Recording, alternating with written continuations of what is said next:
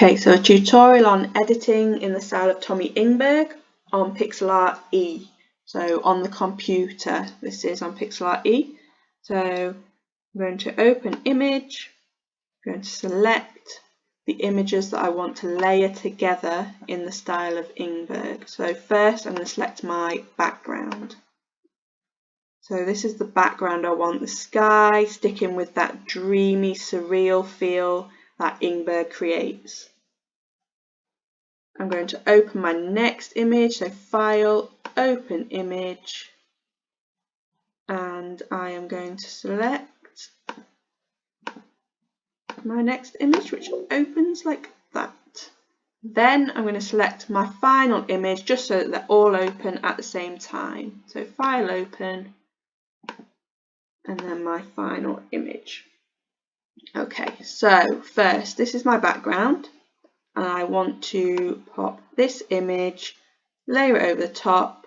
So I just Control C to copy, Control V, and it just goes on top of my layer there, my background layer. I can click in the corner and drag so that it goes all the way to the edges of this frame. And there we have them layered together. Now the background image, I want to change that to black and white.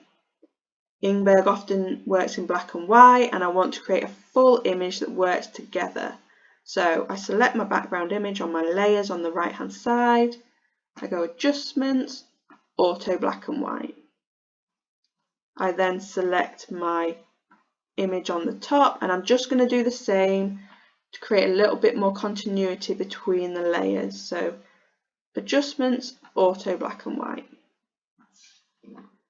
I have this quite harsh line where the images join. So to get rid of that, I need to select my eraser tool. So I select my eraser tool. I go up to my brush option at the top, and we want really big size, so drag that across, and we want full softness because we don't want to create any more harsh lines. Now it's really important when we do this that we are not erasing on the background layer. So over on my layers on the right hand side, I'm just going to select the top layer, and I can work along that line like so, just clicking across that line just to get rid of the harsh line that joins them. Okay, my next step is to add my next image over the top. So I'm going to go to my third image. I want this rock to be hovering above the people, but I don't want all of this white space, so I need to cut it out. So to cut this out, I go to my cutout / mask tool, click on that, and it brings up our options at the top. I'm going to select Magic Mask. Now Magic Mask, if I click in my white area, will just get rid of all of that white space. Now this works really well if your object is on a white or a plain background. It's a little bit more tricky if your object is on a complex background. It picks up the wrong areas to delete. So, but that's worked really well. I need to get rid of this shadow at the bottom here as well. So again, I've just got my Magic Mask selected. I just click where that is. Now we can see we've still got this line here. Hasn't picked up on that. So to get rid of that, I'm going to go to my Draw Mask, and I'm going to check how big my brush is just by hovering over there. I think that's okay. And what I can do to be more accurate is zoom in and drag down. And I'm just going to work along that line, just deleting it as best I can, taking my time to be accurate,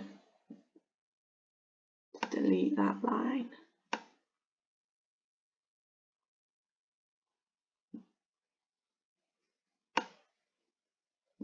So I'm just clicking and dragging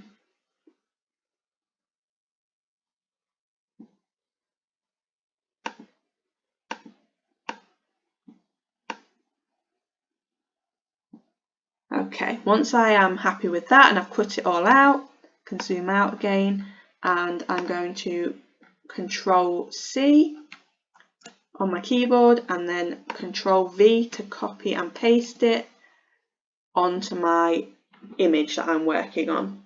Now, as we can see, this has inserted that image, pasted that image in between my layers. I want the rock to be on the top layer, so I just click and I drag up.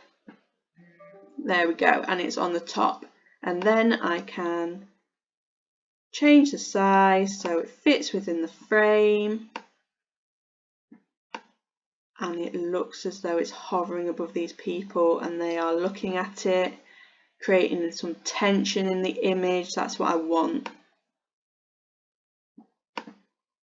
Okay, my next step is to turn my big rock black and white. So I just select my layer, adjustments, auto black and white.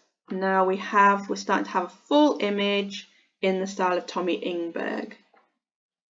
I want to adjust my curves, so I want to increase these shadows, maybe pick out some of the highlights to give this image some depth. So if I go to my top layer, my first action is to flatten my layers. So I click on the 3 dots on my top layer and I flatten my image. Now I can go adjustments, curves, and it brings up our curves tool here. So our curves tool on PIXLR is a little bit different than on Photoshop because we have to double click before we can drag this line down.